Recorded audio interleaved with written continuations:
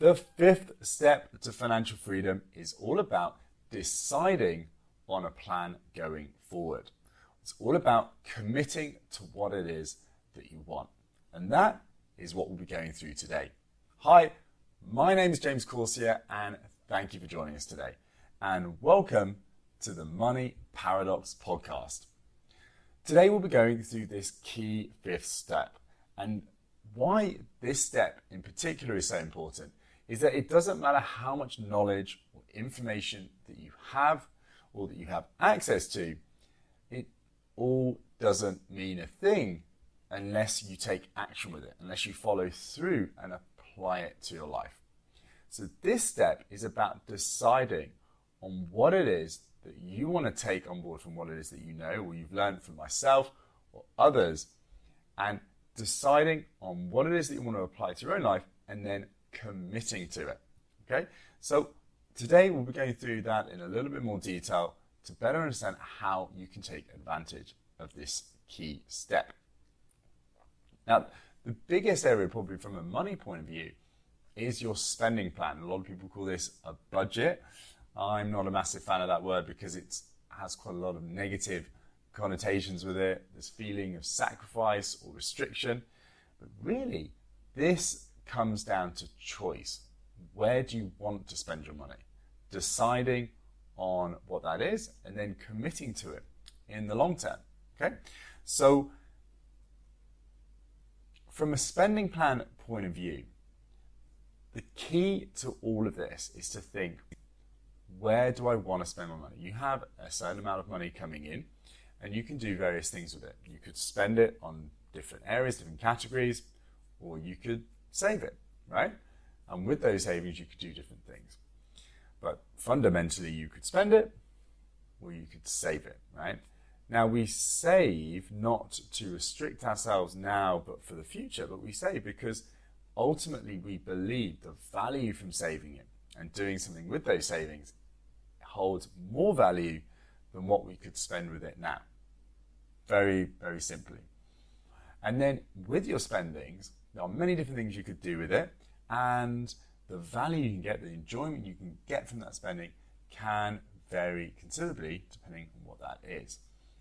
If you don't think about it consciously and you don't choose on how you want to spend your money up front, then what happens is your kind of subconscious takes over, and many of our essentially more unhealthy kind of beliefs or approaches that are going on behind the scenes can come through and allow us to spend that money in ways that are not as effective as they could be. So, all right, how do we do this? So, well, the first thing is to agree what your earn, spend, save ratio is. Very simply, what you save is what you earn minus what you spend. So what do you want to commit to? So if you're earning, for example, £2,000 a month, of that £2,000, how much of it do you want to save? Oh, it sounds very simple, but having a number and then committing to it and working around that allows you to follow through and actually stick to a specific number. Without it, if you just say, I want to save as much as possible, that's very difficult. How do you know whether you're achieving or not? You know, if you saved £1 a month, then technically you are achieving what it is that you wanted to, right? To save some money. So what is it, that specific number? So if it was £2,000, whatever it is that you're earning each month, how much are you committed to saving? All right, and then let's work around that. So in our example, if it was £2,000, let's say it was £300 a month you wanted to save. Well, the £1,700 is what you have available to spend. And then you can start to break that out and decide in what areas you want to spend that £1,700. But very simply, commit in advance how much you're going to save and how much you're going to spend of what it is that you earn. The other point here is that you can commit to some of these numbers, right, and be very ambitious or really kind of set some really audacious numbers around, for example, saving. But unless you're following through on it, not just now, but in a month's time, in 6 months' time, hell, in 2 years' time, then ultimately this will not get you where you want to get to, right? It's like going to the gym. You could decide to go to the gym every day, hell, twice a day for the next 3 weeks. And if you did that every day, yes, okay, you're going to get some really great results. But if after 3 weeks you stop, very quickly you're going to lose all the benefits that you gained. And it's the same with money, right? It is much better to set goals around this that are lower and more reasonable, and a really key word here, sustainable, right? So you can do it month in, month out. In the past, I've set some pretty outlandish goals, right? And been quite extreme in what it is that I push for.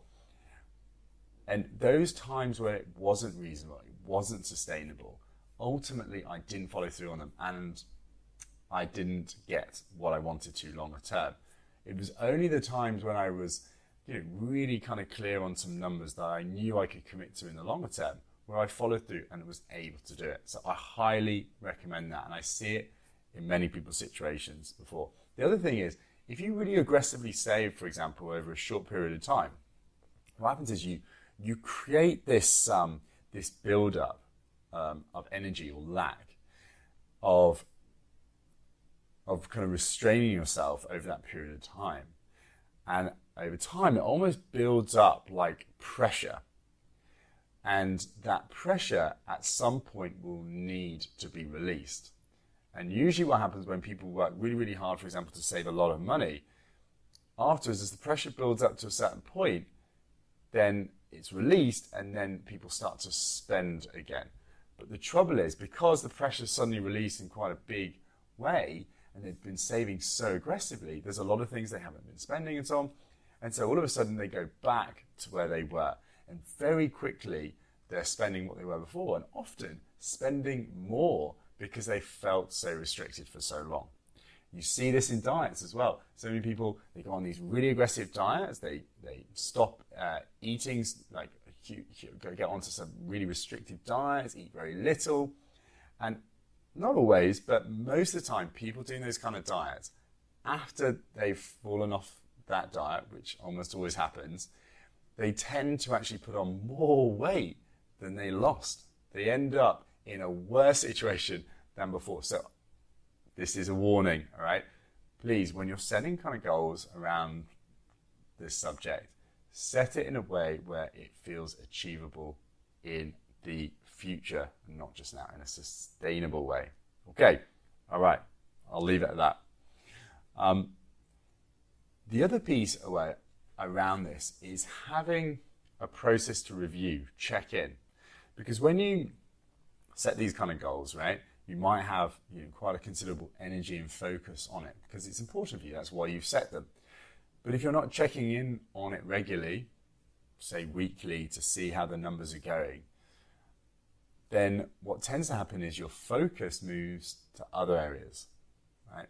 And naturally, there's many different things that kind of come into our life, take our attention. If we don't keep our attention on this particular area regularly, the attention moves to something else, your focus will go to that, and naturally you will stop working towards the goals that you'd set.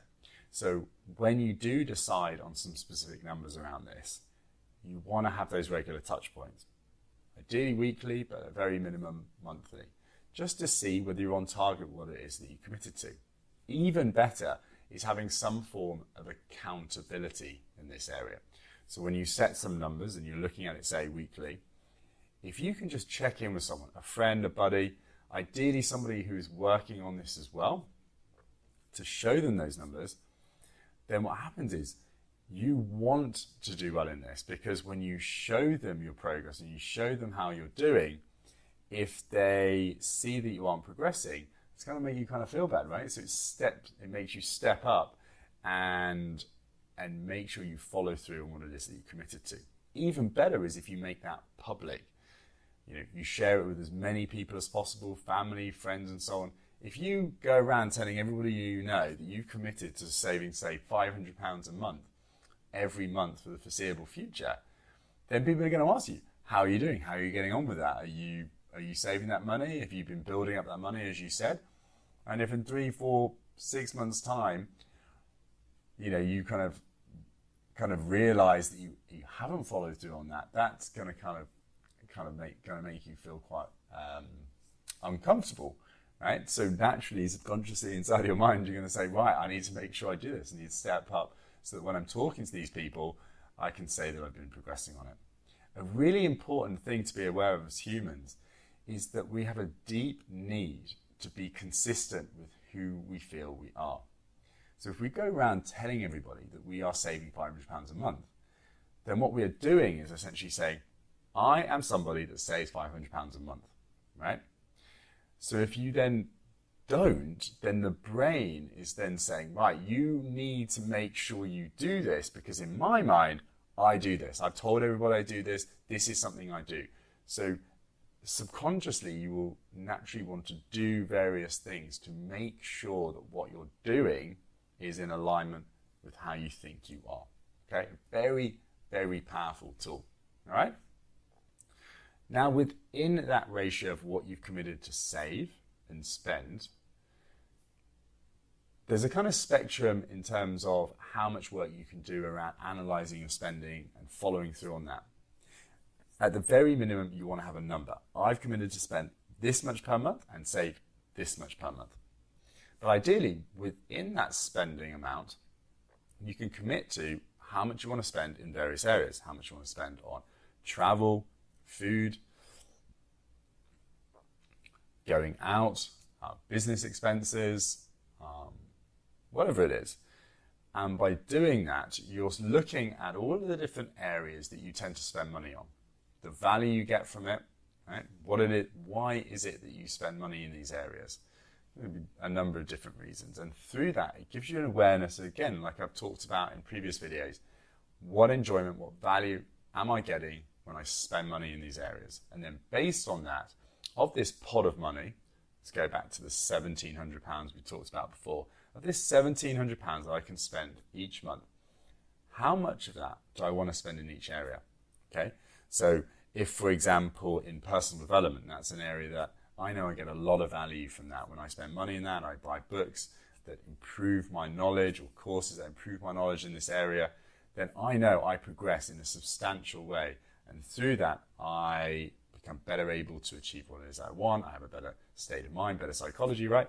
Through that, I know that is a really strong return on my investment. Okay, so then I'm going to increase the amount of money I'm able to spend in that area. And then other areas, say, for example, buying drinks out or buying dinners out, which can be quite expensive. I'm going to reduce that because actually the value I get when in these kind of occasions is really meeting people, getting out, doing different things rather than the food or the drink themselves, right? So I can construct a situation where I'm able to do those kind of things while spending less money. That was one of the biggest things I learned very early on when I was looking to save, because I was able to have a very big social life while reducing how much I spent. I saved considerable amounts of money when I first moved to London, and in that time I was going out more than most of my friends, most of the people I knew, and I did that by being clever around how I spent money when I was going out. Right? I didn't force this connection between going out and spending time and seeing people and doing different things with having to constantly spend money, and knowing when I needed to spend money and when I didn't. Okay? And if you start to think like that, you'll see more and more opportunities to be able to reduce how much you're spending while getting more of what it is that you want. At first, you may think, oh, that's impossible. No, I've got to. All of my friends buy rounds. So if I don't, then I'm going to look like a stingy person, right? Or, if everybody's going for dinner, so I have to buy dinner, and everybody just splits the bills. So, what can I do, right? Because you've been doing that for so long, then you're going to think like that. But as you start to look for solutions outside of what you're currently doing, your brain will start to find answers. Now, in some situations, yes, you're going to have to buy that dinner to be able to be part of that, right? You're going to have to split it because of the natural social situation. That's fine.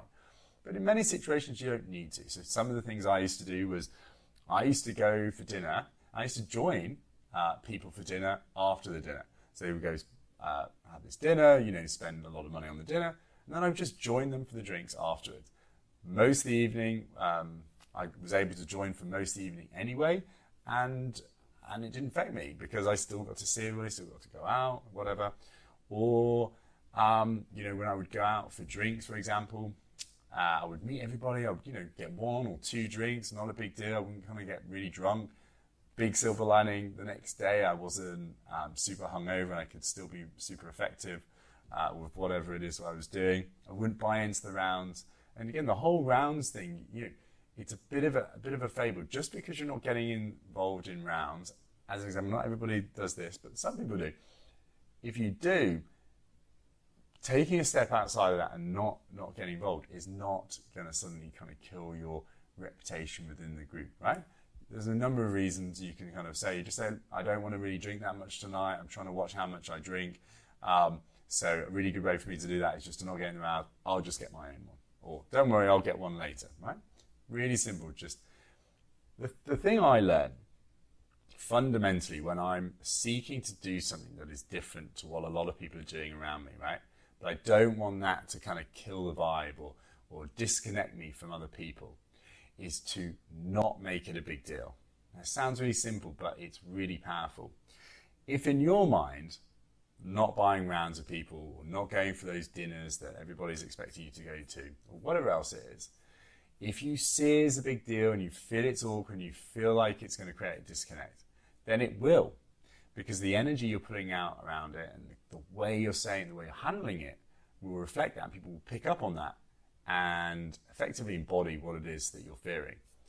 But if you see it as not a big deal and you see it as not getting in the way as ultimately connecting with these people and spending time with them, then that's how they will see it, right? Have you ever thought about those times when you go out and you're wearing clothes and certain clothes you're wearing, you just feel great in those clothes. You go out, you're wearing these clothes, and everything just feels natural. You feel much more confident, more beautiful, and things and like social interactions are easier. Or those times when you're wearing certain clothes and you don't feel right in them. It feels awkward, you feel very self-conscious, and social situations become a bit difficult as a result. That is a classic example. It's not really the clothes, it's how you are relating to them and how you feel in them and that energy you're giving across around it. All right? Now, I'll leave it at that. But I would highly recommend taking that kind of psychology when you are seeking to change how you spend your habits, and that may go against certain social norms that you're seeing around you. Okay? Now, the last thing I want to talk through as part of this video is around giving. And when I say giving, it kind of really fits into 3 categories. There's giving to friends or family as part of kind of expected gifts, birthdays, Christmases, and so on. Secondly is presents to friends, family, people you know for no reason, right? Ultimately, there's no birthday or Christmas. It's just because you want to honor their friendship. And then thirdly, giving to kind of charity organizations and so on, through basically giving to people or organizations that you don't know, you don't have any direct relationship with. Now, the reason why I bring up this specifically is that when you're starting on this journey and you don't feel like you're in a strong place financially, it's very difficult to convince yourself to give money to other people, right? People for charity and so on, because you feel like you don't have enough money yourself. Now, the trouble with that is when you do that, what you're saying to yourself subconsciously is, I don't have enough money to give to other people. Therefore, I'm in a place of lack. I'm in a place of scarcity. And so subconsciously you feel that and you attract scarcity. You attract a scarcity environment, right? Whereas if you do make the effort to give to others, it doesn't have to be money, but it can be, or time, or whatever, what you're essentially doing is you're kind of implying to yourself, I have abundance, I have more than I need. If I'm able to give money to charity, to other people freely, then I have more than I need myself. And some of the people watching this video, some of you guys may be watching this thinking, I don't have enough money, I can barely afford my situation right now. Okay, so you might feel that, but are you really in that situation? If for whatever reason tax was higher and you had to pay another £100, £300, £500 a month, okay, in tax than what you're currently spending, right? So you've lost that money each month. You might feel rubbish, you might be really angry, you might kick and scream, but ultimately if you had to do it, you would, and you could, right? And you would adjust. So think about that. Sometimes we think we can barely survive given our current situation, but in reality, we always adapt. We always deal with our current situation, all right? And that's why for many people, what they spend is what they earn, because whatever it is that's coming in, the kind of air fills the space, right? Whatever it is that we've got to spend, all of these things will come into our lives and we will feel we will need to spend it up to that point, all right? So coming back to this whole concept of giving, right? I would encourage you, no matter what your situation is, to decide to give a small amount of money, it doesn't have to be big, a small amount of money to each of these three areas, all right? One area to, yes, birthdays, Christmases, and so on to people you know, that's important. But this second category, to give to the people that are important to you outside of those areas, is so powerful, because the majority of people only give when they have to. And because there's an expectation around there, the value people get from it, the enjoyment people get from those gifts isn't really that high, because it's like, oh yeah, okay, yeah, it's my birthday, so I get a present. Or it's Christmas, yeah, I get a present. But if you give in those times outside of that, the amount of enjoyment people will get from it are like multiplied by 10, all right? So again, if you're thinking about the amount of value you can give from what it is that you have access to, you'll get a lot more impact on the people that you value by doing it outside of those types of events, all right? Now, the third area, giving it to charities, organizations, people that you don't know directly, I think it's also very important, because it starts to not only make you feel that you have an abundance outside of your own situation, but two, it starts to get you to subconsciously think that it's not just about me and my world, not just about me and the people that I know, that there's a world out there and there are so many people that are in need in many different ways, and to direct your attention to a place of contribution. And when you come from that place, your why, your existence in this life is much bigger, okay? Because you're not just thinking, oh, well, I need to make money for me or my family or my close friends. I need to make money for a huge population out there, the world, the environment, the universe maybe. And from that, the why becomes bigger, and then the pull, the drive to improve your situation, to increase the amount of wealth you have, not just financially, but in all areas, to be able to give that to other people becomes even bigger. So in summary, all right, what we've been going through today is about deciding on what it is that you want to do around having a plan for financial freedom. In particular, a spending plan. Where is it that you want to commit to spending to get the most enjoyment while staying within the numbers you've committed to? And then from your income, you can either save or spend it. So what is that ratio that you're committing to between saving and spending? And then how are you able to stick to it? By regularly checking in and making yourself accountable to the people that you know, so that you have a bigger investment to make sure you can maintain it in the long run. Not only that, we talked through giving. So making sure that you are able to, find space to be able to give beyond your own current environment. And through that, subconsciously tell yourself you are in a place of abundance and not scarcity, and receive the powerful effects from that. Now, I hope you enjoyed this video. If you did, please like and comment below. I would very much appreciate that. If you found this helpful and you feel there's other people that you know that would value from this content, again, please share that to them, or other videos that you think would be powerful to them. And then through that, I'm able to reach much more people. Also, if there's any specific content that you would like me to talk through, please let me know in the comments, directly message me, and then I will look to do specific videos in that area because my main aim is to make sure this content is as valuable for you as possible, right? And as part of that, I need to know where those areas are in particular that you're looking to understand. Okay, so that's all from me. I hope you enjoyed it. Enjoy the rest of the day, and I will speak to you soon.